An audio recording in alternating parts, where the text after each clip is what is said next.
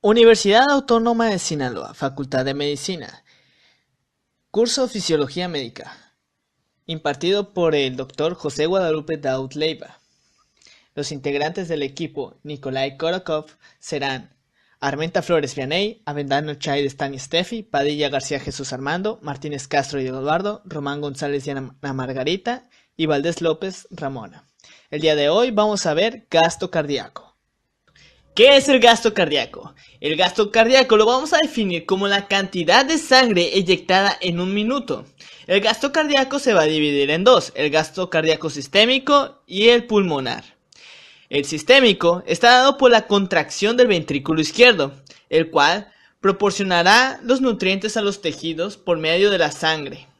Y el gasto pulmonar va a estar dado por la contracción del ventrículo derecho, el cual conducirá la sangre a los pulmones para que ocurra la hematosis. Corazón eficaz. Un corazón eficaz es aquel que mantiene un gasto cardíaco adecuado para la situación en que se encuentre. Esto quiere decir que se adecua a los requerimientos metabólicos tisulares. Esto quiere decir que si un individuo se encuentra en estado de reposo, va a necesitar un gasto cardíaco menor a aquel que se necesita estar moviendo eficazmente, muy rápido, como en situaciones de ejercicio, o de pelea o lucha. Por lo tanto, el aumento del gasto cardíaco va a requerir mayor fuerza de contracción e incrementar el número de estas. Esto se puede definir como taquicardia. Además, un corazón eficaz debe de obedecer la ley de Frank Starling. Esta nos dice que la fuerza de contracción va a ser proporcional al estiramiento de las fibras. Por último, un corazón eficaz debe de seguir al pie de la letra la ley hemodinámica, que va a ser representada por Q es igual a P entre R, donde Q significa flujo, P presión y R resistencias periféricas. Esto va a ser una fórmula que nos va a hablar que el flujo sanguíneo va a ser igual a la presión entre las resistencias periféricas. Por lo tanto, si todo va de acuerdo a lo establecido, el flujo va a ser igual a 1, la presión sería igual a 1 y las resistencias periféricas sería igual a 1. Por lo tanto, sería un corazón eficaz. En todo caso, si se necesitara mayores requerimientos, la presión sería 2. Por lo tanto, el flujo sería mayor, igual a 2. Y las resistencias periféricas quedarían igual. Pero, si las resistencias periféricas fuesen mayor que la presión, el flujo sería mucho menor. En la práctica clínica, usualmente, nos podemos encontrar ante situaciones que un gasto cardíaco puede ser bajo o también se puede denominar como un síndrome de bajo gasto cardíaco. Este bajo gasto cardíaco puede ser a expensas de una falla en la bomba cardíaca o por déficit del volumen circulante. Por lo tanto, un clínico lo puede diagnosticar mediante la misma práctica clínica, cuadros clínicos, o mediante paraclínicos, que esto va a ser una serie de fórmulas ya preestablecidas. Este síndrome se puede ver a la falla cardíaca izquierda o a la falla cardíaca derecha. Esto va a ser referencia a los ventrículos. Falla cardíaca izquierda. Aquí el ventrículo izquierdo no funciona adecuadamente debido a una sobrecarga o lesión. La etiología se puede deber a una hipertensión, insuficiencia renal crónica o la estenosis de la arteria renal, insuficiencia aórtica o estenosis mitral, o también otras cardiopatías. Dinámica y su relación con la sintomatología.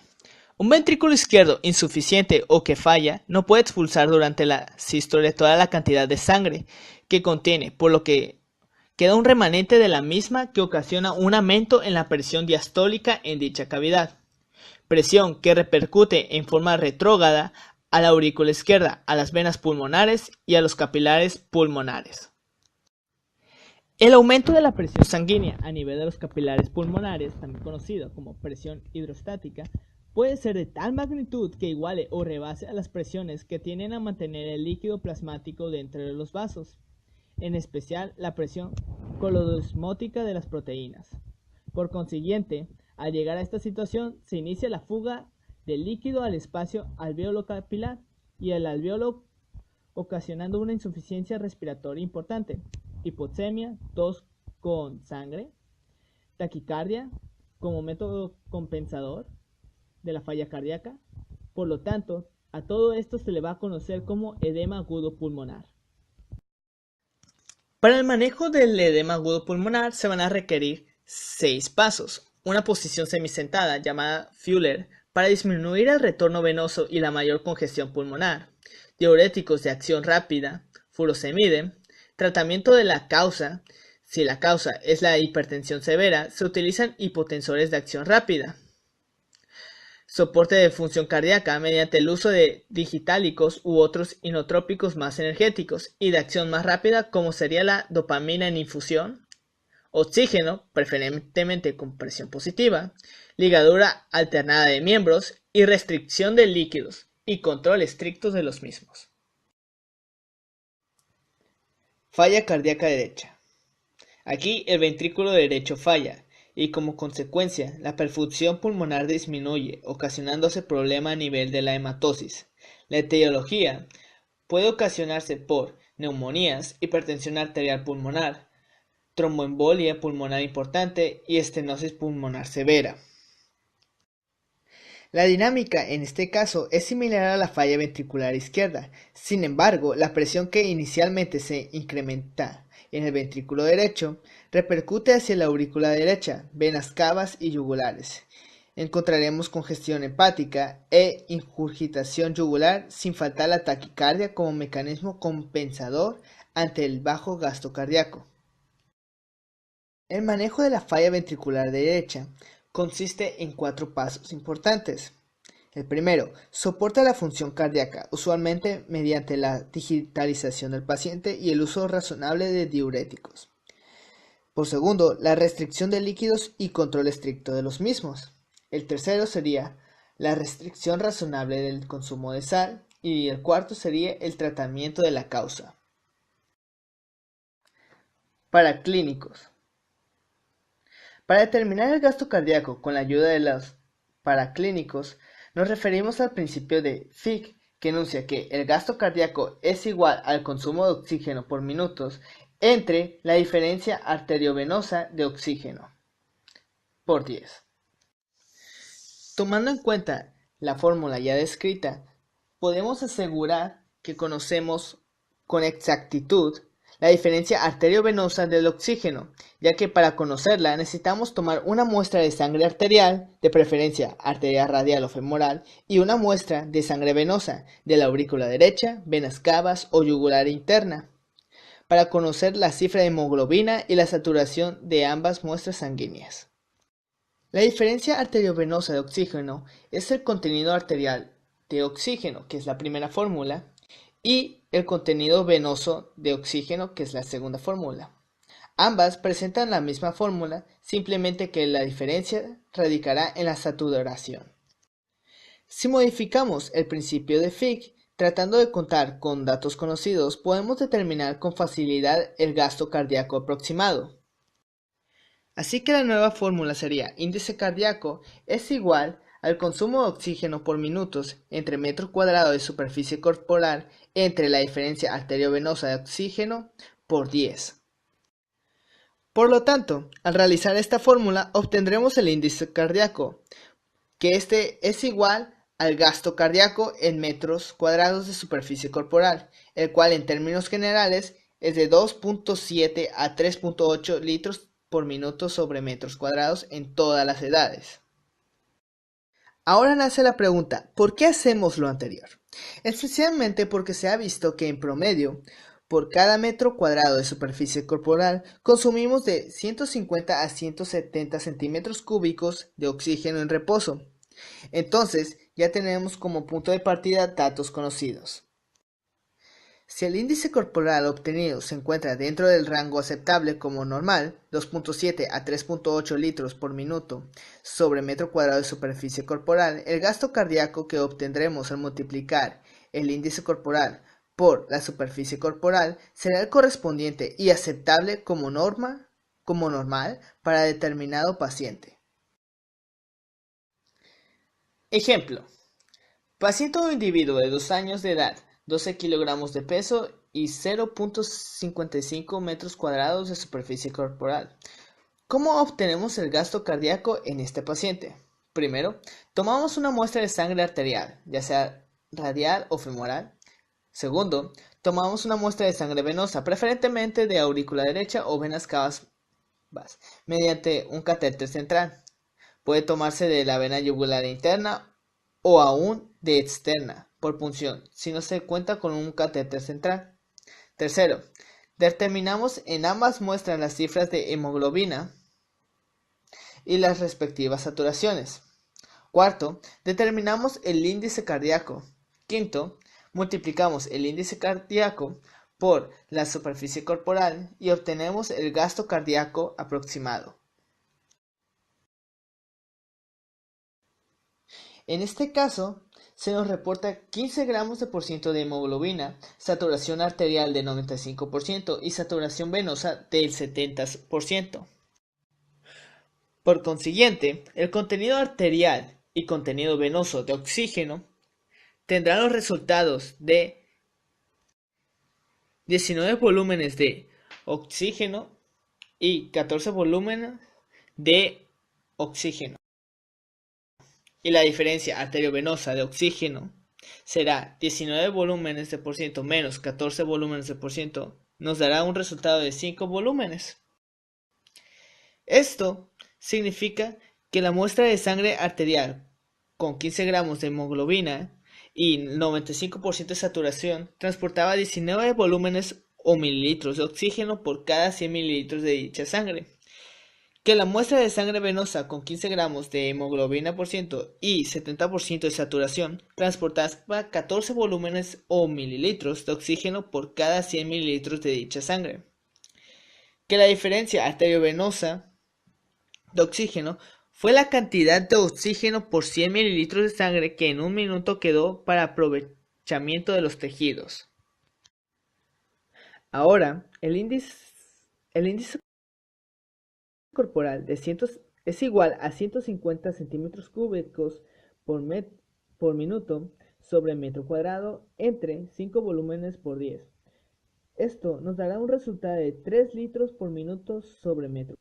El índice cardíaco dentro del rango normal, por consiguiente, el gasto cardíaco que obtengamos será el normal para este paciente. Gasto cardíaco es igual a índice cardíaco por superficie corporal, o sea, 3 litros por 0.55 metros cuadrados nos dará un resultado de 1.65 litros por minuto, que esto quiere decir lo que el ventrículo impulsa por minuto. Resistencias periféricas. Esto se va a definir como la resistencia que se encuentra en las paredes arteriales cuando la sangre es expulsada en una sístole del ventrículo izquierdo o derecho. Los valores normales van de 10 a 18 unidades sobre metro cuadrado de superficie corporal. Posteriormente, el cuadrito de abajo lo vamos a definir o vamos a ver en qué se utiliza. Ahora, actualmente se utiliza en clínica una fórmula para obtener las resistencias periféricas. Abajo se muestra cuál es el significado de cada parte. RPT significa resistencias periféricas totales y se saca con la fórmula de arriba. TAM significa presión arterial media, la cual es tomada directamente mediante un catéter colocado en una arteria radial o femoral, o bien sumando a la presión diastólica un tercio de la presión diferencial. Como vemos en pantalla, es un claro ejemplo. PVC hace referencia a la presión obtenida a través de un catéter colocado en la aurícula derecha, vía subclavia, que es lo más típico.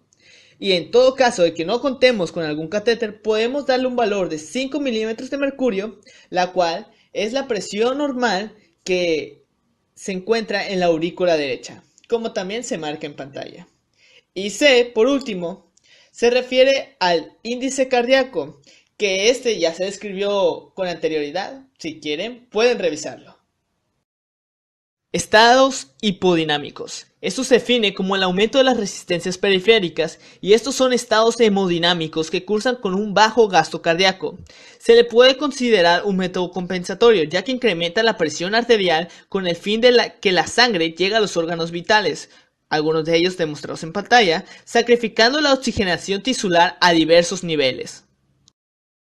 Los estados hiperdinámicos son típicos en el estado de choque séptico. Usualmente encontramos un índice cardíaco y un gasto cardíaco elevado con resistencias periféricas sobre metro cuadrado disminuidos. La razón de esto es que hay un deterioro en la microcirculación y la sangre oxigenada que lleva a los tejidos no cede con facilidad su oxígeno por parte de la hemoglobina por una parte y por otra parte dicha sangre pasa al lado arterial al venoso por caminos anómalos que se abren constituyendo cortocircuitos a nivel tisular. Por lógica, la sangre venosa se encuentra con cantidad mayor de oxígeno, la diferencia arteriovenosa de oxígeno es reducida y el índice cardíaco será elevado.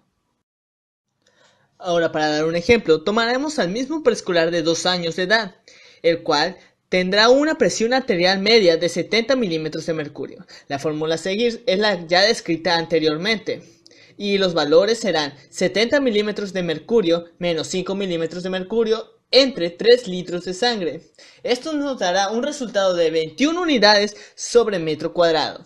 Estas 21 unidades después las vamos a multiplicar por 80, que serán igual a 1680 dinas, demostrando así que es un estado hipodinámico.